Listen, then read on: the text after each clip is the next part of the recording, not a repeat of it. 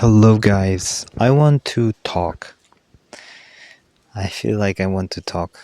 So, the first thing I'd like to say is accidents and diseases. I want to talk about accidents and diseases because I was driving this bike down the hill. It's a very, very steep hill, and I wanted to go shopping in here in Al Jazur, and uh, I never took care of like the brake in the back, and I just had the brake in the front. And it was just because I was spending my time where there was no bike repair shop, basically. So, uh, and just when I arrived at the bottom of the hill, it kicked out the um, kind of like the thing that presses against the the thing, the thing that presses against the thing to brake. So it flew out, and luckily I was already at the bottom of the hill because if I had been on the top of the hill, I would have probably reached like 70 or 80 kilometers per hour. It's like I wouldn't have had a break. And I might have survived it anyway. Who knows if I keep my cool. But, these things happen when you're not supposed to do something. So I was like, okay, this is a clear sign that I'm not supposed to go shopping today, that I should stay here and make this video. So I brought back the bike, and then I realized, wait, you still have some food in your van. So I got some food out of my van, and now I'm baking something. So um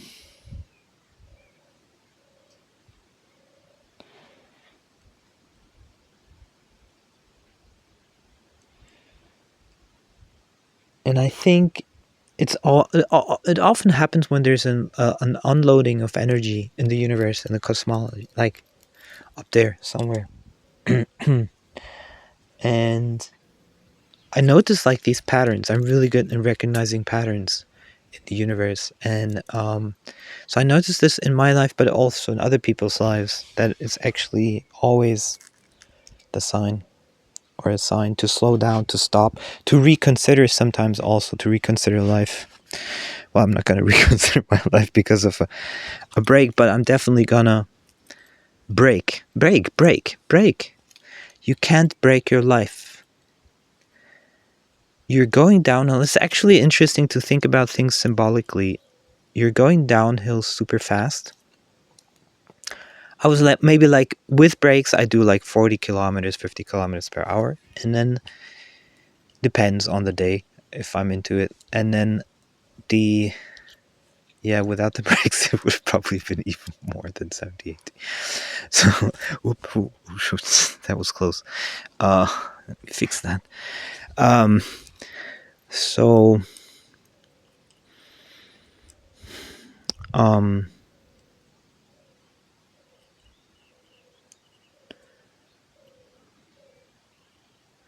and as soon as you take yourself out of the equation, you're like, okay, I'll accept that I can let go for the day, and that I just take whatever I have, or just let the day rest. I think that's a good way to see it. Let the day rest. So let the day rest, and then it opens always up new avenues. There's like the universe, if you really see the patterns like I do, you literally see how everything is intertwined, how everything, all the synchronicities, all what I call synchronicity time trajectory effects, is basically these little points in life that are pushing you into different directions. They're all connected. There's no unconnection. The thing is, as soon as you focus on one thing too much, you're blocking the flow. As soon as you have something that you're focusing on too much, you're blocking the flow. And symbolically, so if the hill, okay, the hill is going by itself, so you're rolling down the hill by itself, and you're being warned that the brake needs to be taken care of. So it's the brake falls out. It's like basically saying you stop, don't go further. It's literally saying stop, don't go further. So my life is running. You could say I'm just making this up symbolically. My life is running, and suddenly the brakes don't work, and that becomes dangerous. The brakes don't work, don't become dangerous. Interesting. That's a bad analogy. I've been doing van life for over 4 years now. I had the awakening with Muji, became a tantra masseur, did a lot of isolation during COVID, was never vaccinated.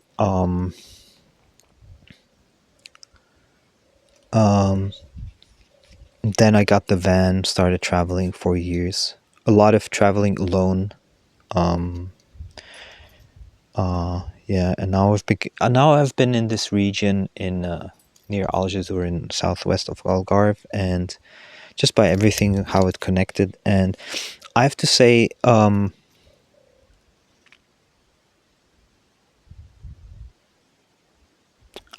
at first I thought it's interesting here, and then I started to see patterns of the communities, of the people, and so forth. And I was like, I think I need to step back from it. I see some toxicity. I see repeating patterns. I see trauma. I see the same people doing strange things. Um, it doesn't feel grounded. It doesn't feel grounded the least. It doesn't feel heart open. It doesn't feel heart wide. It doesn't feel grounded. And it's because I think this wind and the surfer culture, everything rotates so quickly through here, and nobody's really, there's no resting. It's like constantly on the move without ground. That's the energy field I get here, and I also notice people are not really warm. You ride them, that's the way they ride back. It's not really welcoming, and so my plan is to go direction São Martinho, where the Muji community is. And I've met a couple people from the community, not too many. But if I see, for example, the waiters at Casa Nirvana, which is the restaurant from the Muji community, you notice they exude the spiritual awakening thing, the non-duality. You literally can feel that energy field, and I feel very, very comfortable there. It's kind of hard to stay there with a van unless you're in Monte Maravilla, which I'm going to stay at for a while. My birthday is coming up now, beginning of July. I don't know yet exactly what to do, so I have to go into silence to see which way I should go. And just the way events unfolded, everything that happened, it's like it was for me. It was,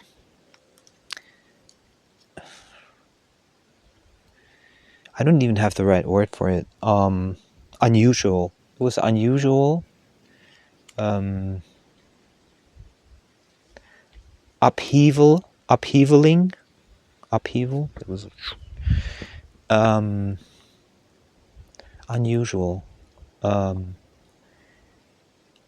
I wouldn't say necessarily super intense. I would say more like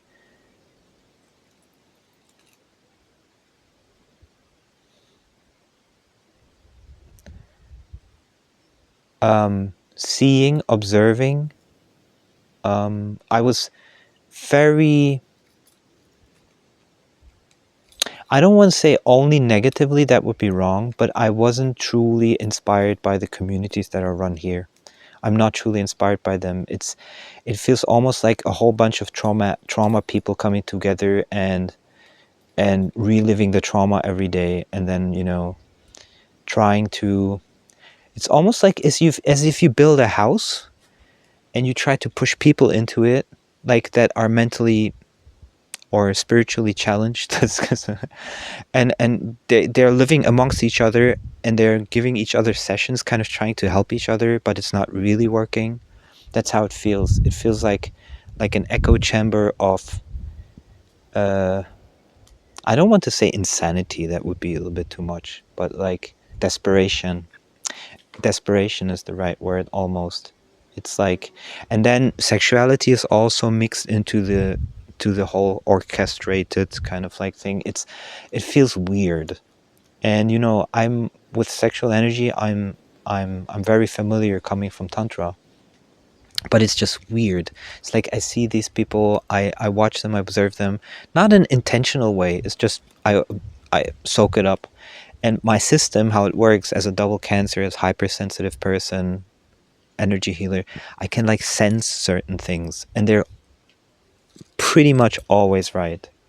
So I do feel here this kind of energy where it's just like this weird echo chamber of unresolved traumas.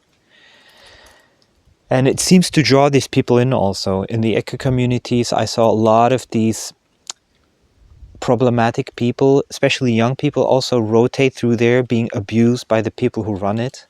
Um, and I don't want to be part of that community. And I think in the beginning, I really love to go to these ecstatic dances. And I know a couple in Spain that do very nice ecstatic dances and stuff. And some of these people are really good. Um, but but it's, I think kind of it's time, if it's gonna go that way, it's time to have my own thing. And I don't think it's gonna be in Portugal. My own thing where I select the people that come there, the things that happen there. Because I want to speak about LiboPro, which is lifestyle boundary protection. It means basically that you don't let others mess up your lifestyle. And you can be awakened as much as you want. If you let everyone in, it's gonna get messy. And it happened with Muji, it happened with Osho, everything. Everybody has that. Everybody who runs these communities. And it's unnecessary because you can just follow your highest harmony, you can follow your joy, you can follow your self-love, and let people in who are on that same frequency, who have the same understanding. And now comes something super brutal. So there is no non-dual awakening in these communities down here in the south. I'm sure that around Muji, maybe around Gangamira a little bit, but Gangamira, I don't consider her a super powerful non-dual teacher. I was twice with her in the satsang, and it didn't feel powerful. Not like some other teachers. Actually, Gangamira, when I was there, she felt almost overwhelmed by, and not having the patience for some of the people that came there, and she was just repeating things that Papaji once said. It didn't feel like real, strongly established in the awakening, because I noticed that impatience with certain people who were asking. It's almost like a nice hobby, so she's not alone. That's my guess.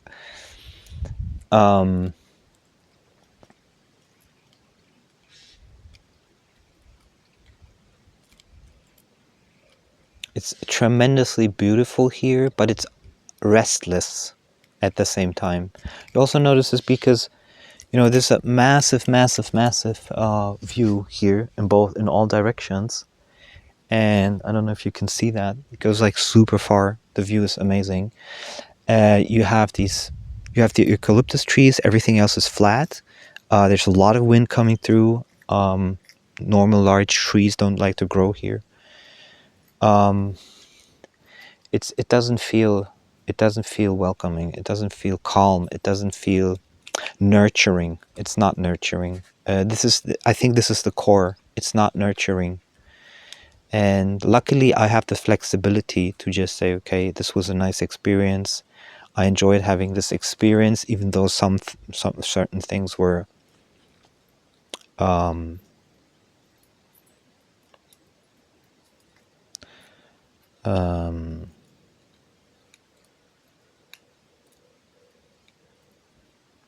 not to the most of my liking. Not to the most of my liking. I would have liked other certain things to be a little bit different. but nonetheless, it was an interesting experience, and I think it gives me clarity that I don't want to be here. It's an interesting, nice town if you think about Rojil, Algesur. Everybody kind of a little bit knows each other, but it's I don't really feel the warmth here by the people. I don't feel it, and there's certain areas where you truly will feel it. And I think also it's a little bit of a European thing because the culture is just a little bit different. You have a lot of Germans, a lot of Dutch. They're more like closed off, but then there's certain,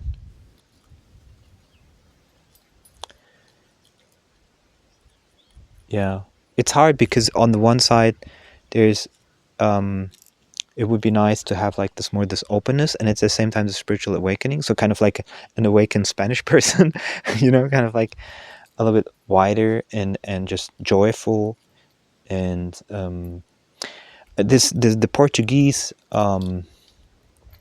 the Portuguese culture is very seco. It's very dry. It's very like there is no true deep inner joy.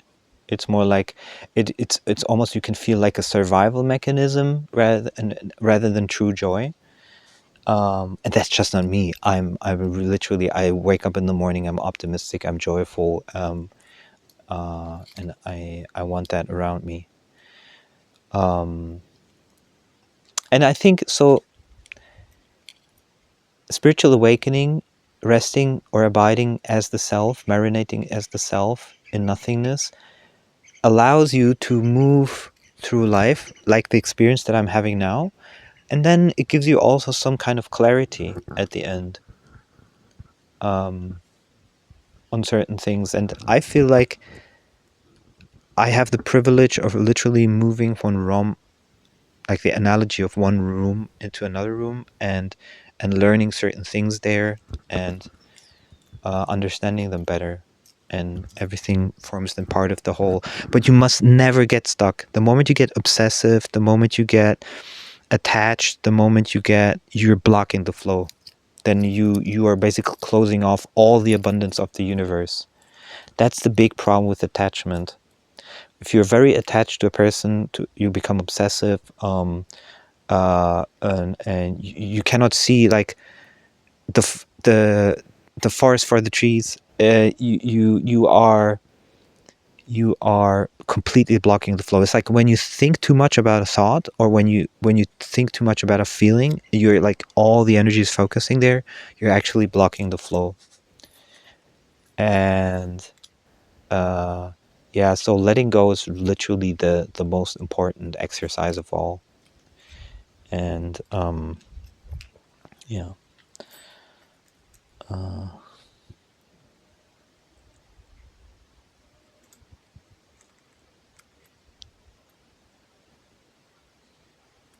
I don't watch movies anymore. Very rarely, maybe once a month maximum, if there's something good.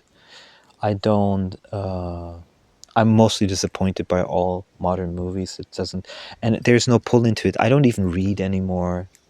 Not into reading, but not in a bad way. It's just like basically I'm enjoying that I have a harmonious silence, kind of.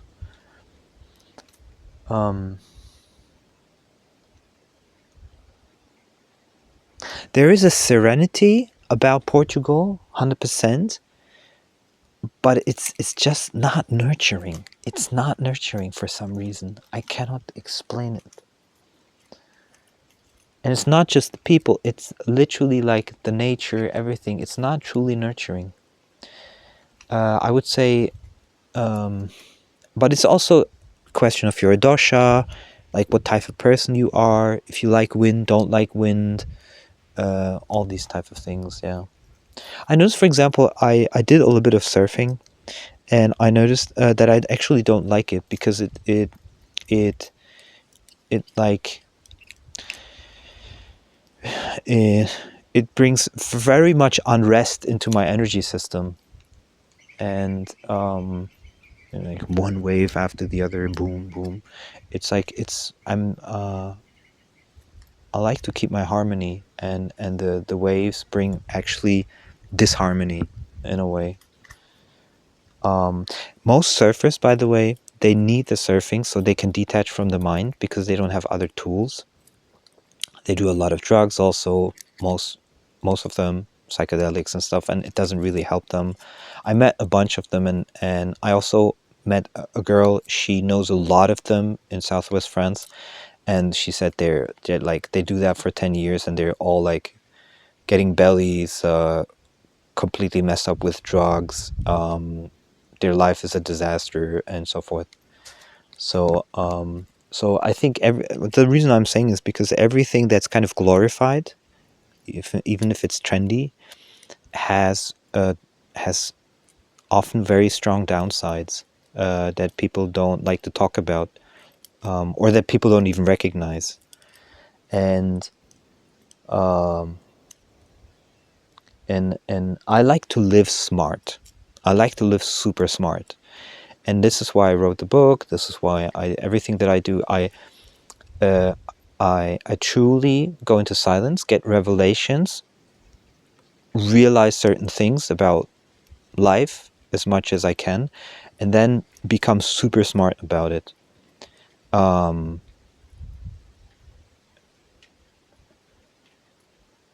Like who do I stay in touch with, who not, what do I do, what I don't do, lifestyle design, life philosophy, and understanding that certain things cannot be bought by money. Actually, nothing almost. I mean, that's of value. That's truly of value. Like a really good friend, a really nice moment, whether it's romantic or friendship or something that really stands out. That's why I love inviting people that I really like, for example, to a nice dinner.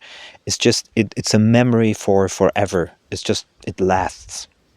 I remember literally every lunch that I went to with a friend that I really enjoyed. It sticks in your energy field. I'm not a huge fan of restaurants because I don't think they focus a lot on quality, but you can still have these really, really amazing harmonious experiences. And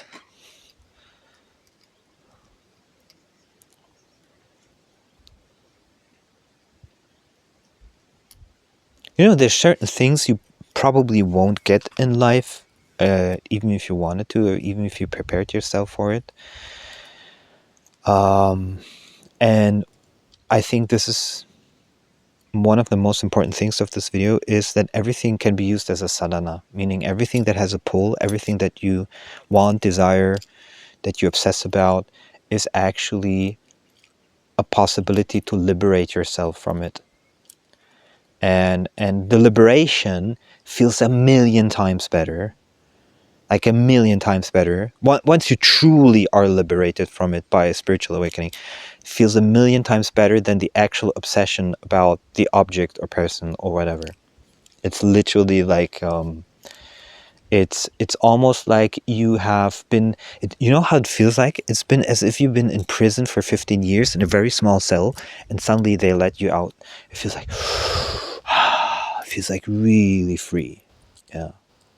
And so learning to observe what is pulling you and then becoming aware, are you the consciousness in which this pulling is appearing? It's not easy. It's super hard, actually, sometimes. You have to go into silence and really recognize the contrast. Look at the contrast between beingness, which you are, and the pull, the energetic pull, the emotion, everything that's trying to draw you in. You have to literally sit with it. That's why Vipassana is so powerful.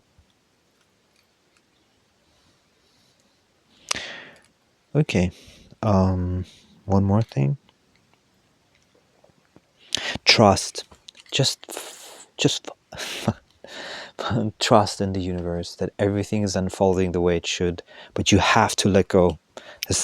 You cannot trust and then still you're not trusting if you're still focusing on one thing. You're not trusting if you're focusing on one thing. And that's it.